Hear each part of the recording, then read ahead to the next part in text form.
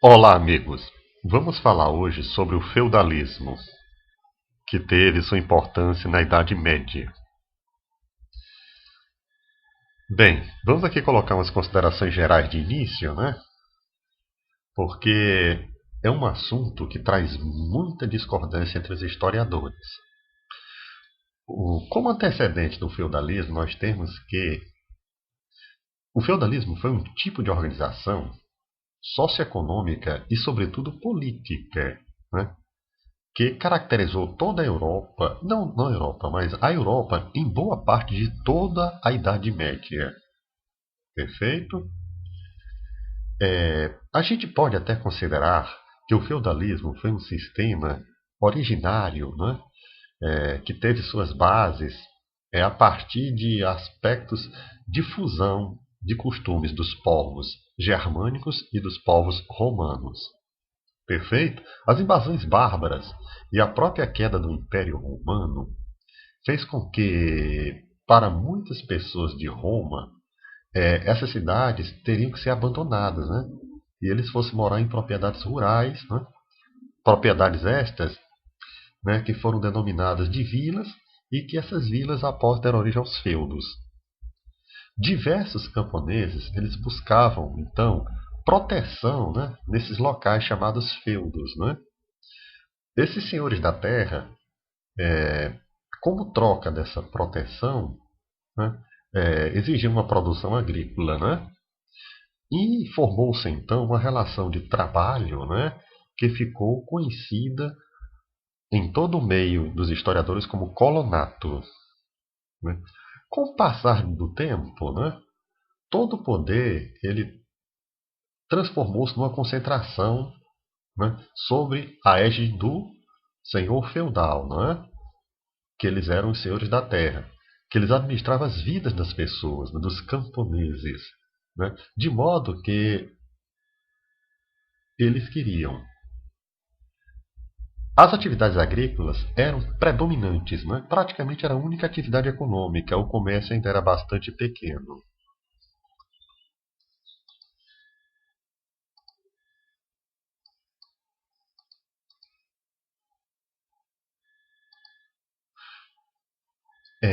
A sociedade, na época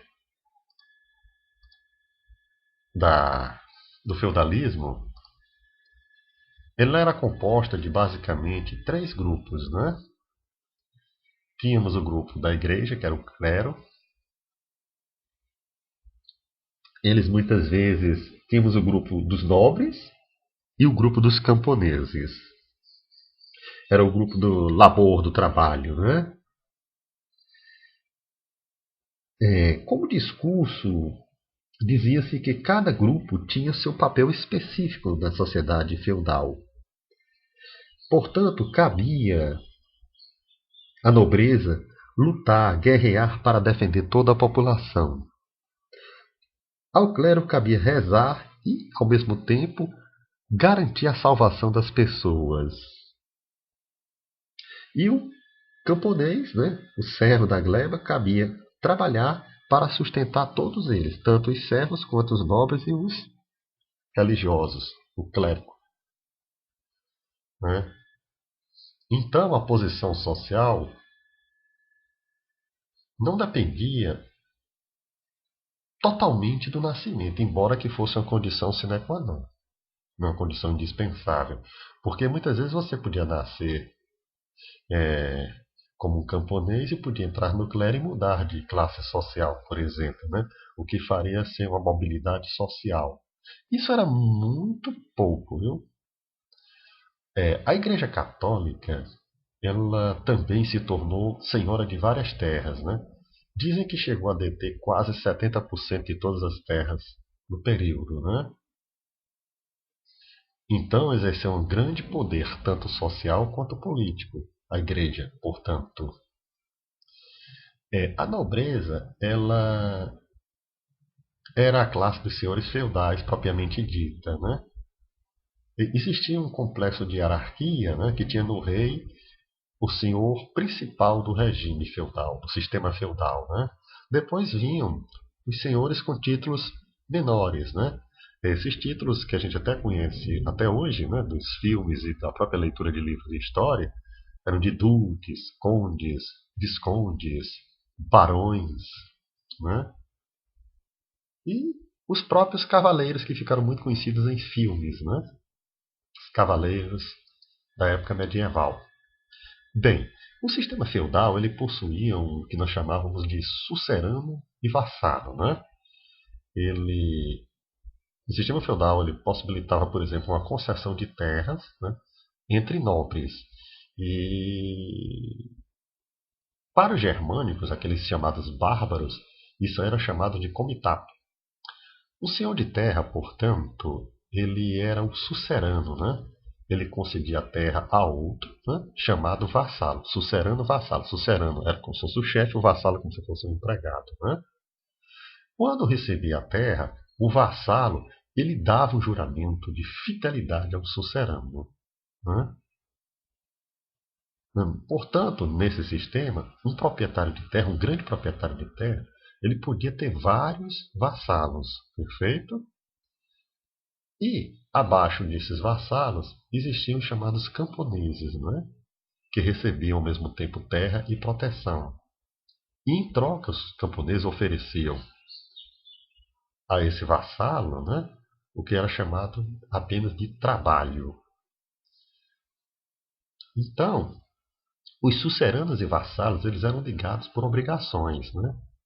Porque os vassalos eles deviam serviço militar também ao sucerano. Existia esse porém. E o sucerano, por sua vez, também oferecia uma proteção militar ao vassalo, porque ele juntava várias proteções que ele recebia de vários suceranos e formava um exército mais poderoso que podia proteger os vassalos individualmente, não é? Existia uma cerimônia de entrega de terras do sucerano para o vassalo, não é? E essa cerimônia, ela ainda até existe hoje de certa forma, sob vários aspectos. Eles chamavam na época de homenagem a essa cerimônia, certo? O feudo propriamente dito era como se fosse uma unidade de produção, né, do sistema feudal e estava sob o domínio do chamado senhor feudal. O feudo era dividido em manso senhorial, manso servil e manso comunal.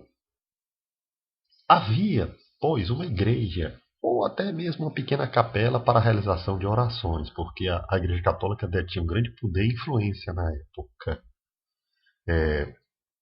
Os historiadores calculam que o tamanho de um feudo ficava entre 120 e 150 hectares, podendo haver feudos que ultrapassassem os 150 hectares, como alguns que eram menores do que 120 hectares. Né?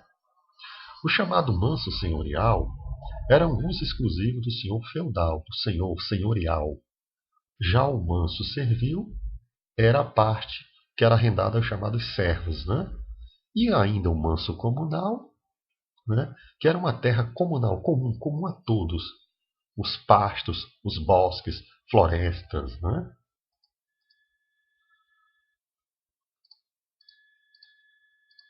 E, continuando aqui, a servidão, o que era essa servidão? Né? Todos os camponeses eles eram chamados de servos da gleba. E eles estavam ligados umbilicalmente à terra. Para que eles pudessem viver no feudo, eles davam sua força de trabalho ao seu senhor. O servo ele tinha várias obrigações, né, para com os senhores feudais e também para com a igreja. Dentre essas principais obrigações, por exemplo, a corvéia. O que era isso? Era o servo trabalhar alguns dias por semana na terra do senhor feudal sem receber nenhuma remuneração, certo? A junção de um grupo de camponeses era chamada de vilão. Né? Então esses vilões, eles não estavam basicamente presos à terra. Eram descendentes de pequenos proprietários, né, de terras da época dos romanos, os chamados clientes. Também esses vilões entregavam aquelas suas terras em troca de proteção. Existia uma coisa chamada talha, que consistia basicamente em entregar parte da produção para o senhor feudal. certo? Em troca de nada. Era uma obrigação, certo? Do servo. Já a banalidade existia e era basicamente pagar uma taxa para usar equipamentos que eram de propriedade do feudo, ou seja, de propriedade basicamente do senhor feudal, né? E, além do mais, existia um termo bastante esquisito que era chamado mão morta, né? O que era isso? Era pagar uma taxa em caso de falecimento do pai de família, ou seja, a família tinha que pagar uma taxa em caso de falecimento desse pai, né? Basicamente era o que tínhamos para hoje. Espero que tenham gostado. Continue a gostar de nosso canal, a se inscrever em nosso canal